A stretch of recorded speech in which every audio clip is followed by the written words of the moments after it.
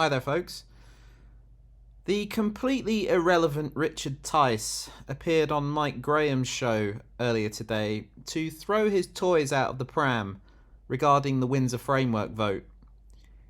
He has somehow managed to accuse Rishi Sunak of misleading Parliament far more than Boris Johnson ever did, and Keir Starmer for dropping the ball on not voting against the Windsor framework. But why the hell would he? Let's just listen to this.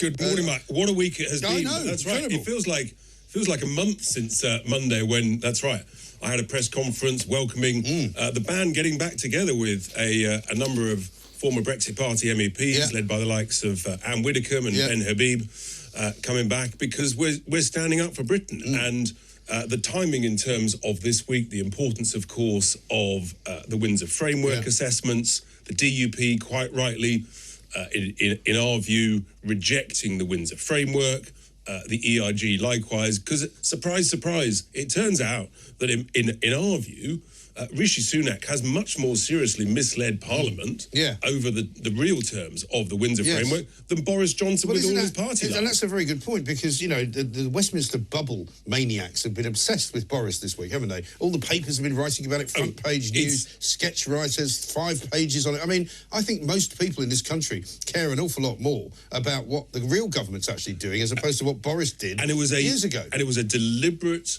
manoeuvre by this government that tried to basically sneak through a vote just on the Stormont Brake, not on the whole deal, on Wednesday at the same time, of course, as Boris's his shenanigans in front of the parliamentary.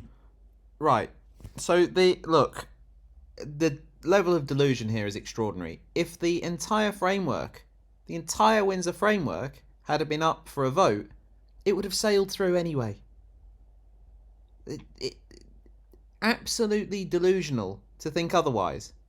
Labour are supporting it, and even the likes of Steve Baker are supporting it. They're all supporting it. There are 22 self-interested, egomaniac Tories who weren't interested in supporting it, and another 40-odd who couldn't be bothered to vote.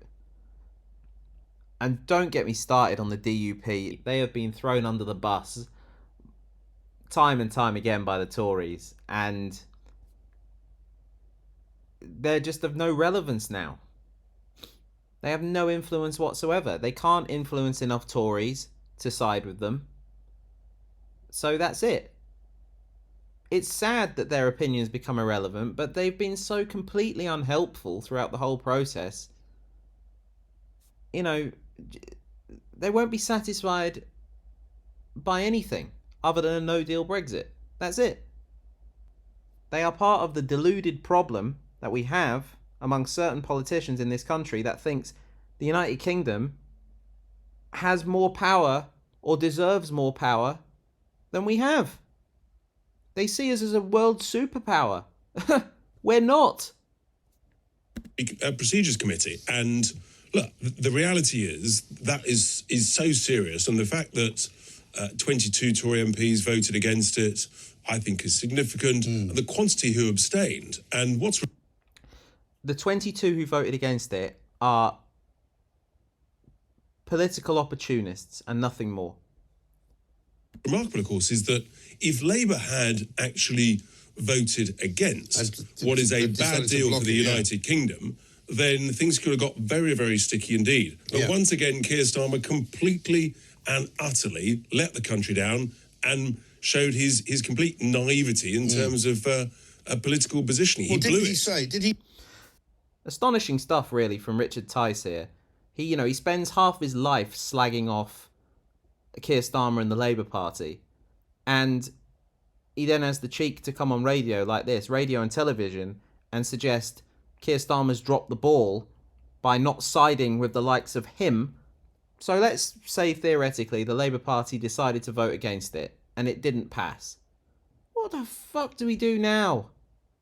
Bearing in mind, the Northern Ireland Protocol Bill was a breach of international law, reneging on agreements made with Europe. That's what the Northern Ireland Protocol Bill was. When Jacob Rees-Mogg talks of using strength, yes, strength, to get the Northern Ireland Protocol Bill through Parliament. That's what he's talking about. He's talking about breaking international law.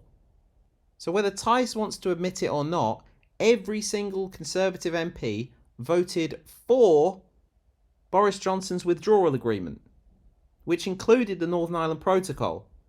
And now Rishi Sunak's come along to get something more permanent in place, which doesn't break international law, like Boris Johnson and Jacob Rees-Mogg wanted us to do.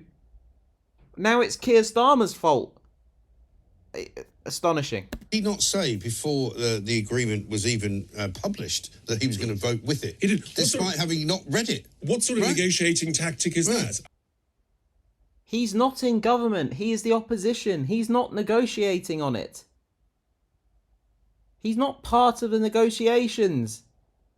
What are you talking about? Yes, he shouldn't have said that he wasn't going to read it. But honestly, that was just, I believe that was just born out of pure Brexit fatigue. We just need to get through this. We need to get it passed and try and move on. And then people like me, if you want to call me a Ramona, you can. People like me will then campaign to rejoin down the line. But this is an absurdity. This is a nonsense. I've asked myself this before. Would it help my cause and the cause of people who want to rejoin the European Union if we had left with no deal whatsoever and the country had have immediately gone to ruin? Would that have been a more persuasive way of getting us back into the European Union? Probably it would, because people like Richard Tice then wouldn't have been able to muddy the waters.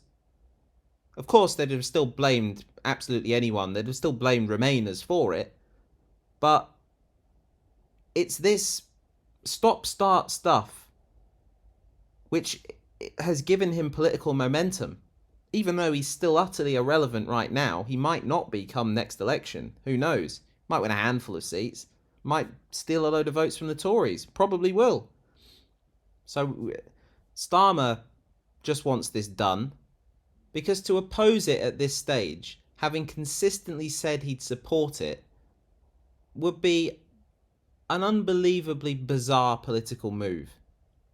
In case you haven't noticed about Keir Starmer, he just wants to keep the ship steady because he's calculated he's going to win the next general election. The Labour Party are going to win the next general election. And he doesn't want to do anything to jeopardise that. Anyway, that'll do that. Like I say, I'm sorry to have ranted and raved through that, but it is astonishing the mental gymnastics involved here. From Richard Tice being angry at Keir Starmer for not being on his side. Like I say, he spends his entire life slagging off Keir Starmer for everything. Cancel culture, transgender issues, flip-flopping on union support. Look, Keir Starmer is not somebody I have much respect for as a politician. But I respect the fact he doesn't want to do anything to jeopardise getting this crock of shit political party known as the Conservative Party out of office. Because they have ruined our country. And if Starmer's tactic is to just walk casually with his eyes closed into the next general election, watching the world burn around him, fine. Because we don't have an alternative right now. People are saying the Reform Party is an alternative. I'm sorry. Vote for that on the right of your screen at your peril. If you think that is a solution to the woes in this country, there's something wrong with you. Thank you for watching.